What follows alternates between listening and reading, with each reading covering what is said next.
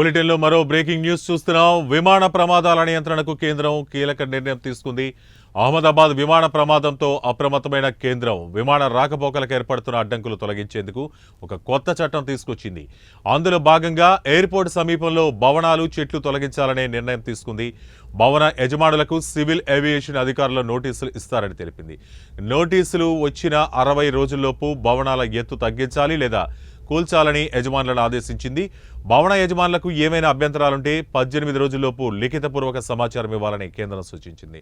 ఇక నోటీసులు ఇచ్చాక కూడా చర్యలు తీసుకోకపోతే నేరుగా సివిల్ ఏవియేషన్ అధికారులే సదరు భవనాలు, చెట్లను కూల్చమన్నారు.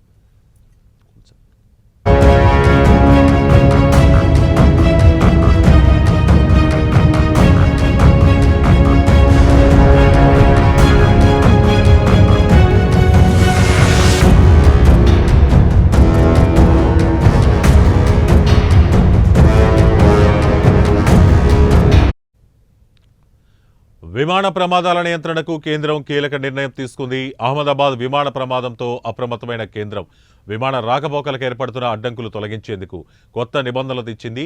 ఇందులో భాగంగా ఎయిర్పోర్ట్ సమీపంలో భవనాలు, చెట్లు తొలగించాలని ఈ నిర్ణయం తీసుకుంది. భవన యజమానులకు సివిల్ ఏవియేషన్ అధికారులు నోటీసులు ఇస్తారని తెలిపింది. నోటీసులు వచ్చిన 60 రోజుల్లోపు భవనాల ఎత్తు తగ్గించాలి లేదా కూల్చాలని యజమానులను ఆదేశించింది.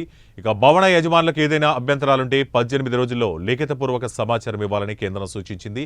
అయితే నోటీసులు ఇచ్చాక కూడా ఈ చర్యలు తీసుకోకపోతే నేరుగా సివిల్ ఏవియేషన్ అధికారులే సదరు భవనాలు, చెట్లను కూల్చనున్నారు.